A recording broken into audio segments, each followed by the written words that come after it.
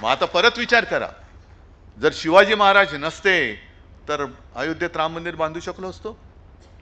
आणि जर नंतर छत्रपती संभाजी महाराज, राजाराम महाराज, ताराराणी यांनी औरंगजेब इकडे आला त्याला जर का मोकाट सोडला असता तर संपूर्ण देश तेव्हाच हिरवा वरवंटा फिरला असता. म्हणजे महाराष्ट्राने देशावरचं संकट आपल्यावरती घेतलं. औरंगजेब जो संपूर्ण देश आपला पादाक्रांत करायला निघाला होता त्याला इथल्या इथे रोखला नाही, इथल्या इथे गाडला. आणि तो गाडला नसता तर आपल्या देशाची हे आता हे डिलिमिटेशन, आरक्षण बिरक्षण आणायला राहिले असते का शिल्लक? तर हे जे महत्त्व आहे, हे महत्त्व हे आपलं कर्तव्य आहे. हे काम म्हणजे आपलं कर्तव्य आहे.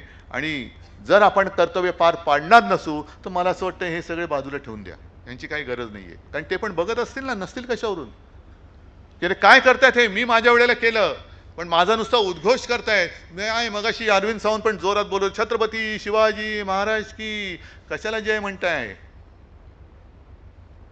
तर हे करण्याची तुमच्यात हिंमत आहे का? पहिला प्रश्न मी तुम्हाला विचारतोय. जागेवरती पाय रोवून उभं राहणं आणि वेळ पडली तर दोन हात करणं, हा आपला महाराष्ट्र धर्म आहे. अन्यायाला तोडून मोडून टाकणं हा महाराष्ट्र धर्म आहे. आणि हा महाराष्ट्र धर्मच आपल्या या देशाला आणि हिंदुत्वाला वाचू शकेल. दुसरं कोणी याच्यामध्ये येऊ शकत नाही.